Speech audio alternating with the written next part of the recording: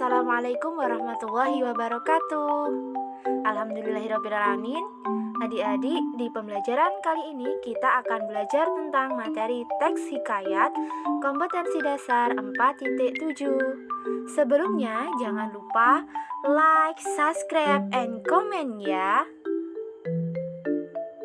Nah, untuk tujuan pembelajaran di kompetensi dasar 4.7, yang pertama, peserta didik mampu menuliskan kembali hikayat yang telah dibaca atau didengar dengan bahasa sendiri dalam bentuk teks eksposisi, baik secara lisan maupun tulis.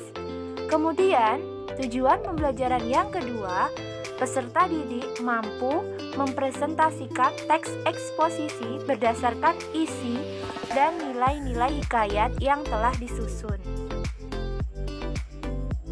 Ini motivasi dari Muhammad Ali.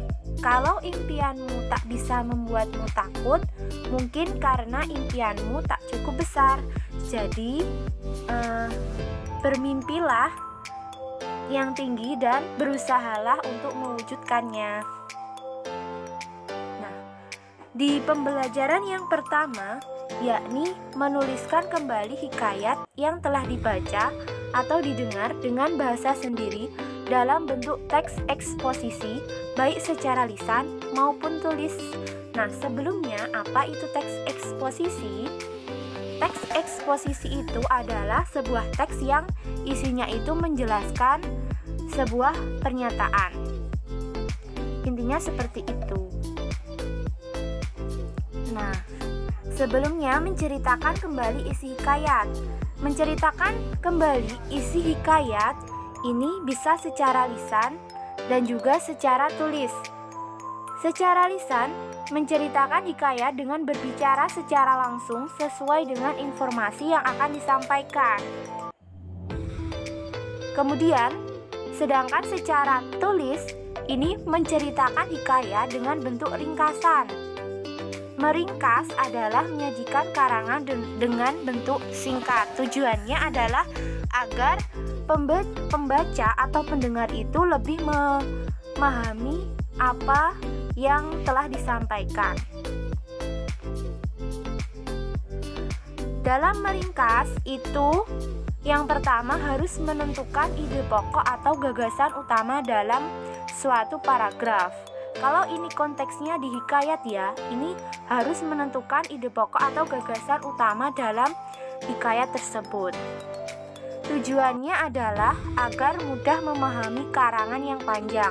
Karena hikayat itu adalah cerita yang bisa dikatakan itu panjang, jadi agar kita lebih bisa mengetahui isinya itu harus diringkas dulu.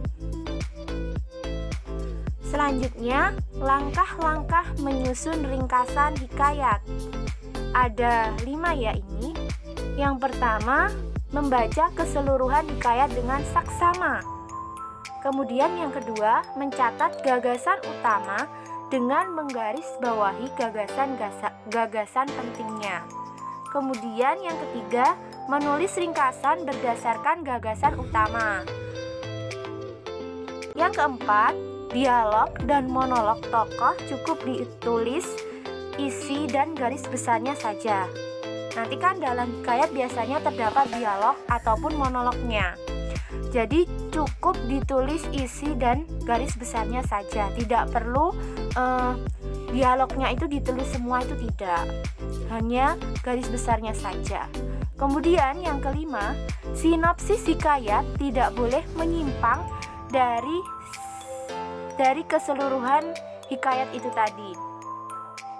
Jadi hanya intinya saja, tapi sinopsisnya itu harus sesuai dengan isi hikayat. Tidak boleh menyimpang. Jadi ceritanya itu harus sesuai.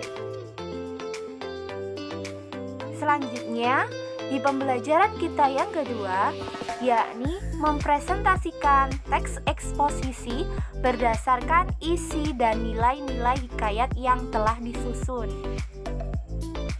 Nah, dalam menyampaikan isi hikayat secara lisan, itu kita harus menggunakan langkah-langkah sebagai berikut. Yang pertama, membaca hikayat dengan saksama. Nah, kita itu harus membaca ya. Membaca hikayat dengan saksama. Kemudian, memahami unsur intrinsik dalam hikayat. Masih ingat kan unsur intrinsik dalam hikayat itu ada apa saja?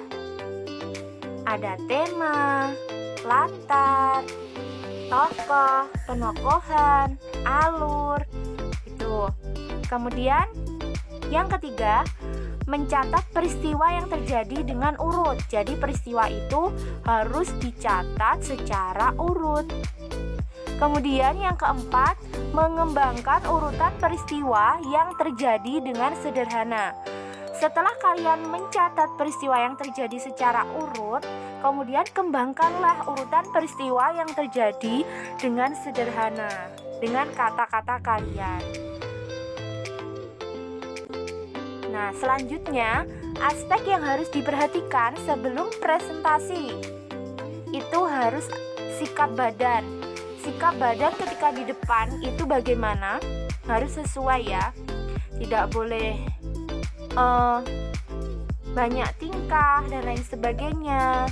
Badannya itu harus sesuai dengan hikayat yang akan disampaikan agar pembaca itu bisa lebih memahaminya. Kemudian suara itu ada intonasi, ada lantang suaranya, itu temponya juga harus. Kewajaran sikap di depan itu harus sesuai juga. Kita ketika di depan itu memang harus menyiapkan ketiga aspek ini. Jadi ketika nanti kalian di depan itu kan akan dilihat oleh banyak khalayak, maka kita harus menyiapkan ketiga aspek ini. Nah, simpulan dari materi kita kali ini yaitu menceritakan kembali teks hikayat dapat dilakukan secara tertulis dan lisan. Menceritakan kembali isi hikayat secara tertulis dapat berbentuk ringkasan isi hikayat. Terdapat langkah-langkah untuk menyusun ringkasan hikayat dan menyampaikan hikayat secara lisan. Nah, dalam mempresentasikan terdapat 3 aspek yang harus diperhatikan, yaitu sikap badan, suara, dan kewajaran sikap. Sekian dan terima kasih. Semoga bermanfaat ya. Saya akhiri. Wassalamualaikum warahmatullahi wabarakatuh.